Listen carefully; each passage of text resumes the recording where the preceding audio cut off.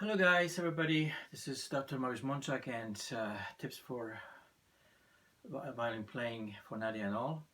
And today I'd like to talk about the changing of the bow and close to the frog. This is really the key of violin playing. I'm telling you, I've been stuck with this problem for a few decades and trying to figure out the best way possible.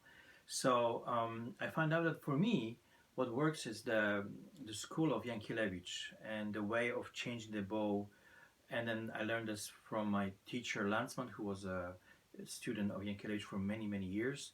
He actually started to study with Yankelevich when he was only 11 years old in Moscow, and he stayed, till he was 27 or 28. So all his youth, he was with him, and with Yankelevich, he really learned, the right bowing and the right way of playing. And I asked him many, many times how he's doing it, and very often he would say, I'm just doing it. He was so in it in him. So when I started to study with Landsman, I was already in my mid 20s, and already I felt that I was a grown up. I was an adult, so I had a different technique of playing. I was playing in the technique of from my teacher Stanisław Heiser. He was studying in Katowice with Lewandowski, and then Lewandowski was studying with some Czech teachers. So some people say it's like a Czech school of playing violin. So it was a little bit stiff, and it was not really working for me. I had pains. I was really when I was on stage, I didn't feel comfortable. It was truly a fight. So I was so grateful to find Landsman, and with him I was able to really loosen up everything, and he taught me the technique that really was working for me. But the problem is that it was such a difficult movement and such a difficult technique. And if you learn that if you're an adult, you have in your body, you already have kind of those in it. You have those because you've done millions of those movements, hundreds of thousands of movements. So it's kind of ingrained in your nervous system. So there are habits of changing the sound, the different way of playing. So I thought I would be able to overcome this problem, let's say in 3, 4, 5 years.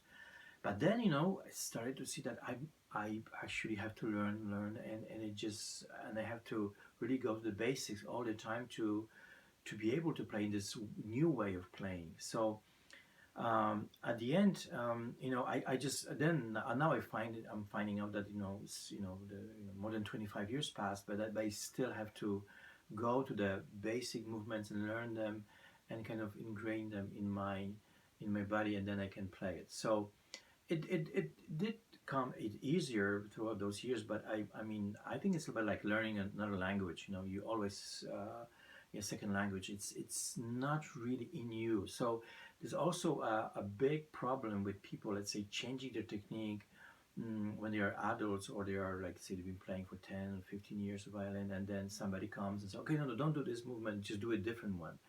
So, and then the student happily changes, and it's at the beginning maybe it's a bit more not very comfortable, and then after a while it's more and more comfortable. But the problem is that after a while, if you stop, let's say, studying, if you stop watching that, the old habits comes back, and that's the reality of it. So I have found out that like watching videos of Landsman and other musicians, let's say also David Oyster, who was not a student of Yankelevich, but sort of was the same kind of, this Moscow conservatory was the same ideas of how to handle a bow. And then we get those big guys like Spivakov, Tretiakov, Zhislin, or they're all from Andreevsky, they're all from Yankelevich school. So I found out that this is really like working for me, and then you have to also find out what's working for you, because not all schools are. So the holding the bow, the position of the elbow, the wrist and everything, how you handle it. There are different ways of playing, the different ways schools, and I'm not saying which one is better or not. I'm just saying you have to find a school that is working for you, and I think that this changing of the bow here, close to the frog, it's really the key of this whole school, and it's really difficult to do it well. Uh, and and I was trying to, kind of verbalize this, how I'm doing it, and it's really difficult actually to say. It's more or less like preparation, like you're doing something and then you anticipate the movement that is coming up. So you are doing something and then you're anticipating a movement that is it's coming. It's like you're doing a movement to anticipate this movement of changing the bow. So would be an ideal would be like have a a bow that is like never ends. So then you can play different phrasing and there's no cutting and everything. But it's just impossible. I mean, there's everything has. This is 72 centimeters though, so only. So you need to be able to kind of use it that to your advantage. So in a way, really, because this way, if you're doing the right way of changing the bow, it freezes the flow and then also relaxes your left on the right hand.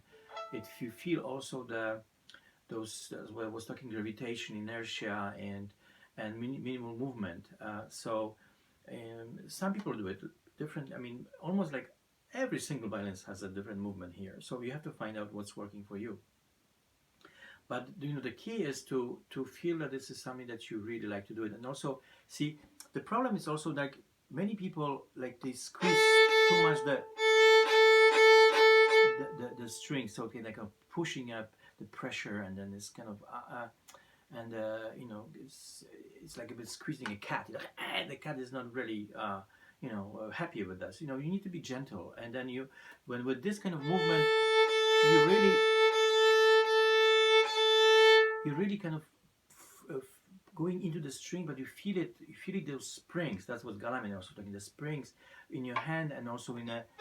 That this is a spring. This is a string that vibrates. So you, by doing it, you are you're making it kind of resonate. So you don't go like on the surface, but more pulling the sound, pulling it, and keep it. So you need to have this kind of a movement, and then really the wrist is the key. It's a little bit like that's what Leopold Auer says in his books. Like you attack from the wrist. Well, attack it has to be also be careful, because if you attack, you really. But it's in a way. But look, you can make an also discovery by yourself. If you want to, let's say, I want to get this metronome, and I go with my hand. It's actually your wrist goes first. Like the wrist is the first one that goes. So it also here, everything else follows. So it's really the wrist, very flexible wrist, and that's what Leopold I was also showing, and that the wrist kind of falls down this like natural way, and then from that point you are able to truly keep it nicely and relaxed, because if you put a pressure rate like here, or you're squeezing, then it's already your muscles are already working. So to really have it something that is kind of you feel the gravitation, and then you do it as little tension as possible. That's the key. So that was the first something that I'm training. I'm honest with you. It's very difficult for me to explain how to do it, and I'm still learning how to do it. And so it's like an ongoing process. So goodbye, all the best, be well and safe wherever you are, and practice, Nadia, and just play it. Bye bye. Take care.